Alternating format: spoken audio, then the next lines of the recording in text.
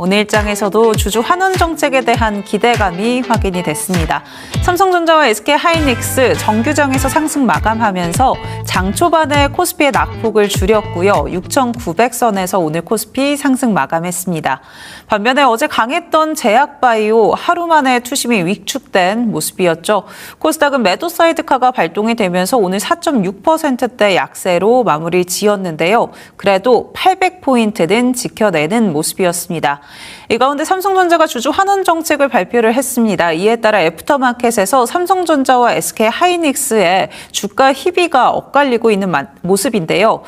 이에 맞는 전략들 챙겨보셔야 될 것 같습니다. 나 혼자 점상에서 확인해 보시죠.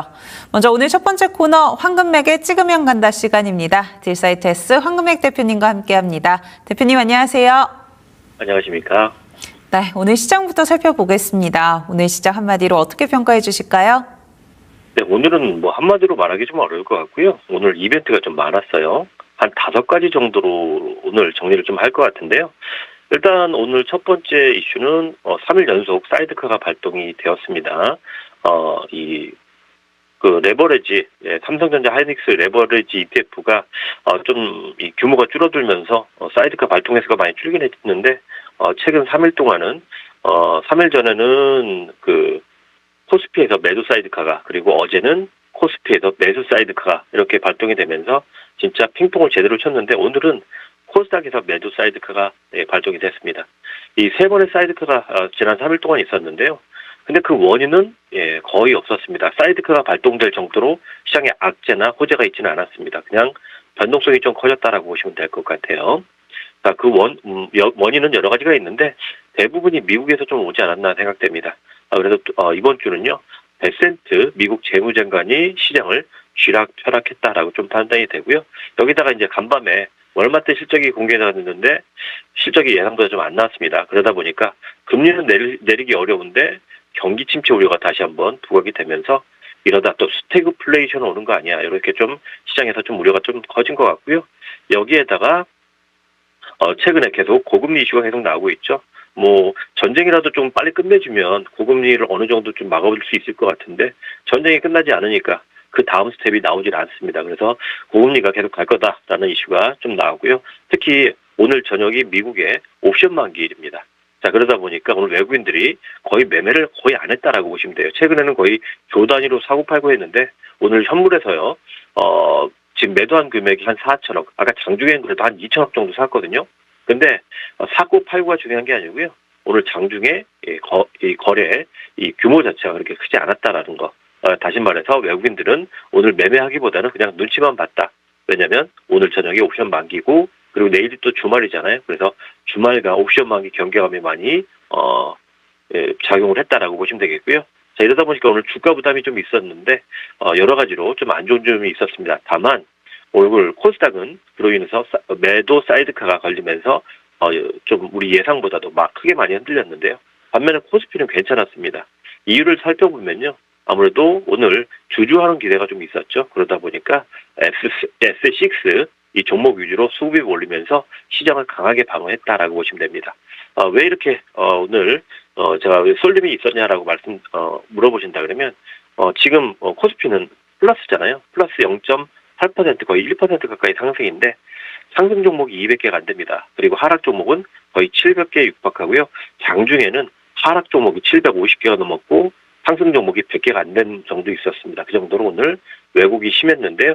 자, 이런 이유는 뭐 어제 나왔던 이슈가 오늘 시장에서도 좀 계속 연결이 되지 않았나 생각이 됩니다. 자, 어제 미국의 재무부가 장기 국채에 대해서 바이백 규모를 확대하겠다라고 했는데, 제가 이게 중장기 정책이 아니고 진짜 단기에 그칠 수 있다라고 말씀드렸는데요. 이게 하루 만에 실효성에 대한 의구심이 부각되면서 금리가 다시 상승 반전을 했습니다. 자, 그러면서 옵션 만기를 앞둔 뉴욕 3대 증시는요, 이 거래량을 대폭적으로 줄이면서 어제 상승봉을 모두 반납을 했다라고 보시면 될 것 같아요. 자, 특히 이 베센트 재무장관이요, 장중에 바이백 규모 어제 기존보다 2배를 늘린다 그랬잖아요. 근데 거기에서 또 추가로 확대할 가능성까지도 내비쳤습니다. 자, 근데 보통 이렇게 된다 그러면 다시 한번 국채금리가 다시 오르더라도 다시 내려와야 되는데 오늘 30년 국채금리가요, 4포인트, 4bp나 올라와 버렸습니다. 그래서 5%를 다시 넘겨버리면서 5.24%를 나타냈고요. 10년물도 5bp 이상 상승하면서 4.7까지 오르면서 어제 자리로 다시 복귀했다. 다시 말해서 어제 나왔던 정책 효과가요. 하루짜리에 불과했다라고 보시면 될 것 같습니다. 자, 이로 인해서 다시 한번 매도 압력이 커졌고요. 여기에다가 또 베센트 장관이요. 제가 계속 베센트 장관 얘기를 하고 있습니다. 자, 이 베센트 장관이 이란과 관련해서 경제 압박을 계획을 하고 있고 월요일 날 이거에 대해서 공개를 하겠다라고 했습니다. 그러면서 세계 역사상 가장 강력한 경제적 고립이 될 것이다라고 이렇게 경고를 하면서 국제 유가가 이렇게 되면은 이란과의 사이가 안 좋아지니까 국제 유가가 다시 오르겠네라고 하면서 실제로 국제 유가도 2% 이상 급등하면서 인플레 압력을 많이 높였다라고 보시면 될 것 같습니다. 자, 이렇게 유가 상승 그리고 유럽의 인플레 상황, 뭐 가뭄, 방위미 증액 그리고 요즘 있는 정치 불안까지 계속 겹치면서 유럽까지도 인플레 상황이 계속되고 있고요. 또 이제 BOJ도 금리 인상 카드 계속 만지작만지작하고 있죠.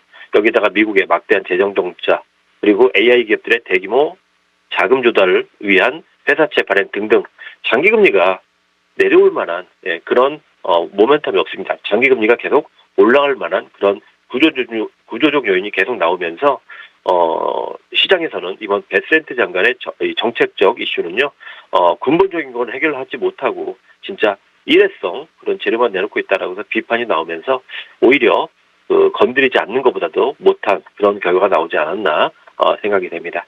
여기에다가 이제 간밤에 월마트가 실적 발표를 했는데 되게 안 좋게 나왔죠.